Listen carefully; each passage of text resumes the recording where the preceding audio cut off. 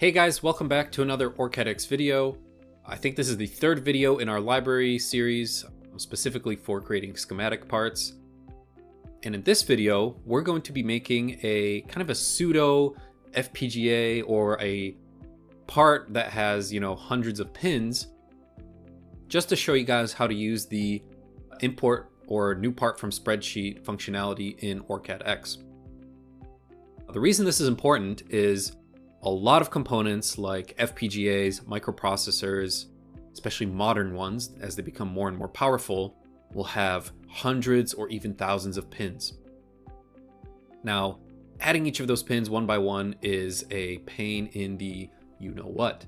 And we can use things such as spreadsheets to make our lives easier, and we can also leverage the spreadsheets that are provided by the manufacturers to simply copy-paste data into the format that OrCAD X wants. And then, using the new part from spreadsheet functionality, we can have a starting point that is pins already organized into separate sections for us. And then it's just up to us to maybe make some organizational changes or aesthetic changes to our part. Now again, for this video, I'm not going to be using a specific component. I looked up some FPGAs that maybe I could use as an example, and I thought, well, maybe I'll just have a generic example, and then you guys can apply kind of what we go through in this video to any microprocessor, any FPGA, maybe even any connector that you want to speed up making your symbols.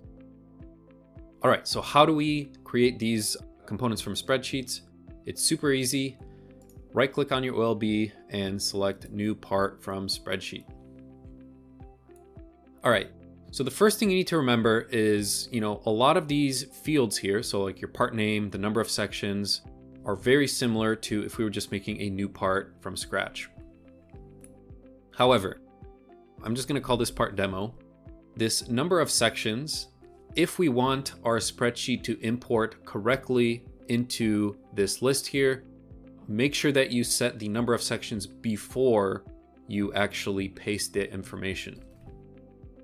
So for my example, I have 3 sections, and we're going to use the part reference prefix of U.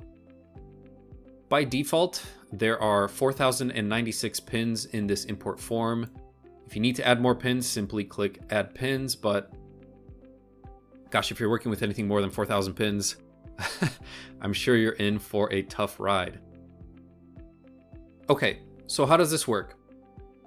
Now the columns in this form, this is more or less a spreadsheet, are representative of all the properties that our pins have when we're adding them kind of graphically to our symbol. So we have here the pin number, pin name, the pin type, and you'll notice we can actually use a drop down here to select it manually if we need to. Whether or not the pin is visible, the pin shape, so if you remember, we have like the shape of line, we have the shape short. Pin group, if we want to include, for example, pin swapping in our symbol. We're not going to use that in this video. The pin position, which again, if you click, has bottom, left, right, or top, which is just simply for organizing the pins in our symbol quickly. And then finally, the section. Since we have 3 sections, just remember that the sections are actually alphabetical. So don't type in section 1, 2, and 3. Make sure that you type in section A, B, and C. All right, now I'm going to switch over here to my spreadsheet. And what we want to do is basically just copy what we have here into the columns. Now you can either, create columns named number, name, type, pin visibility, shape, pin group, position, and section. Or if you've done this a million times, simply just start writing in your information on the first row. I'm just going to do this for the sake of this example. And you know what? We can even format these nicely with some nice colors here. My table has headers. There we go. All right, so the pin number, we basically just want to start from pin 1 and work our way down. Again, if you're importing this from a spreadsheet from a manufacturer, you might have to actually take whatever pin numbers they have, reorganize them, and then paste them into the spreadsheet to, match the format. But that's fairly easy to do. I'm going to go ahead and add 120 pins. So this would be 120 right here. And we're going to name these just kind of arbitrarily for the purposes of this example. I'm going to have some VDD pins. We'll have VDD1, VDD2, and let's go ahead and copy that to, let's say, 1 through 15. That sounds good. So we have 1, 2, 3, 4, 5, 6, 7, 8, 9, 10, 11, 12, 13, 14, 15. Yep. And then let's say we have some AVDD pins. So AVDD1, AVDD2, AVDD3, AVDD4, AVDD5, and then some ground pins. Oops, we want this to be ground 1, ground 2. And if you're more, if you're better at using spreadsheets than I am, then I'm sure that there's some other tricks to do this. This is just how I kind of learned to use spreadsheets over time. I'm sure that there's some fancy macros that you can use as well to speed this up. For the pin type, let's go ahead and first fill out the rest of this table. So the rest of these pins, pins 41 through 120, are just going to be GPIO pins, where it's GPIO 1, 2, and all the way down to, I believe we should have about 80 pins. There we go. The type, this is your standard pin types where you have like input, output, power pins. These happen to be power pins for our 1 through 20. Then we have some ground pins for 21 through 40. And then our GPIO pins are simply bidirectional. You know what? I should have removed the formatting because it's making my table run a little sluggish. Let's go ahead and see if we can't remove that.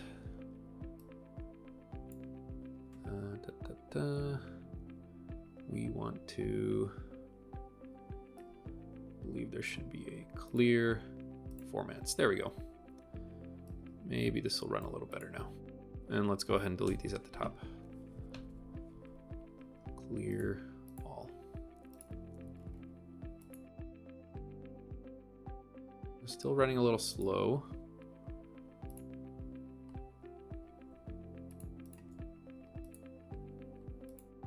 All right, here's what we're going to do. We're going to copy these into another sheet. Copy. There's a new sheet. There we go. All right, this is running much quicker. So we named all our GPIO pins bidirectional. If we look at this other sheet, the column D is going to be our, we removed it from here. So here our fourth column is visibility. Now the visibility is either 1 for visible, 0 for invisible. So we just want these all to be 1s. We want all of our pins to be visible. Easy as that. The shape, as I mentioned before, we want line. If you're not sure what to use, simply click on this little drop down here and we have, for example, line, dot, short, etc. Again, we're going to copy this and paste it into there. Next, we have pin group. We're going to leave that empty because we are not using any pin swapping functionality. For the position, this is simply bottom, left, right, or top.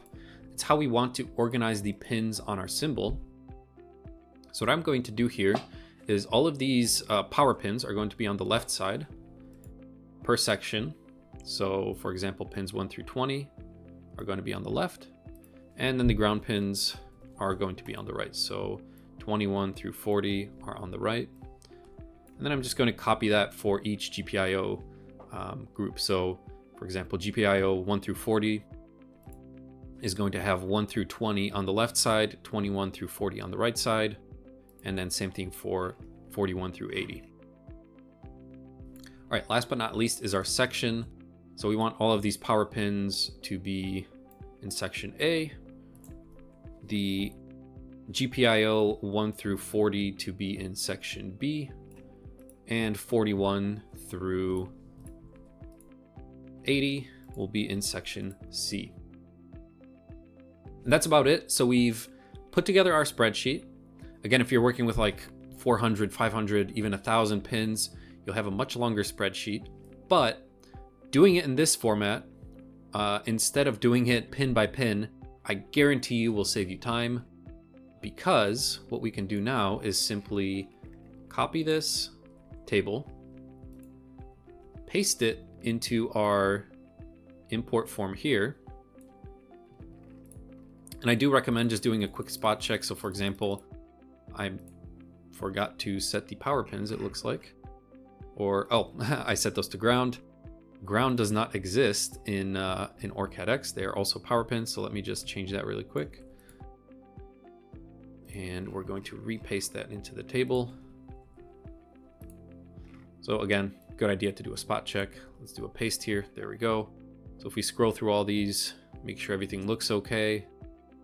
And it does. When you're ready, simply go ahead and click save. There is our demo part. And look at that. All of the hard work that we put into our spreadsheet, putting the power pins on the left side here, ground pins on the right side, the pin is line. You know, we have all the pin names that we've put in, the pin numbers.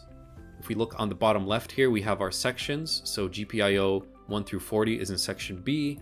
GPIO 41 through 80 is in section C. If we go into our schematic, we can then simply place this demo part. Here's our section 1, 2, and 3. Again, U3A, U3B, U3C. Really, really easy to get a part going from a spreadsheet. And again, if you're working with an FPGA, you can split the different banks into different symbol sections. If you're working with a microprocessor, maybe you have different ports that you want to split up. The power maybe gets its own section. Maybe you have a separate section for, you know, if there's a digital signal processing block, whatever it might be. I really, really recommend using a simple Excel spreadsheet. You know, organize the columns as they are in the import form. Again, new part from spreadsheet. There are your columns, and then you know, simply copy paste it into the form, hit save, and the part is more or less done for you. Again, the only thing you might need to do is, you know, maybe you want a little bit more spacing between these pins. Simply, you know, make your symbol larger and then readjust the pins as necessary. Whatever it might be, use time-saving features.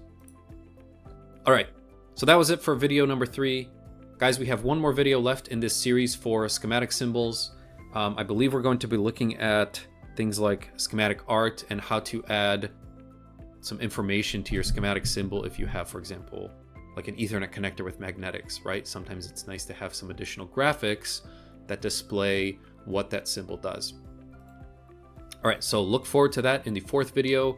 Again, guys, thanks for watching. If you have any questions or comments, feel free to leave those below.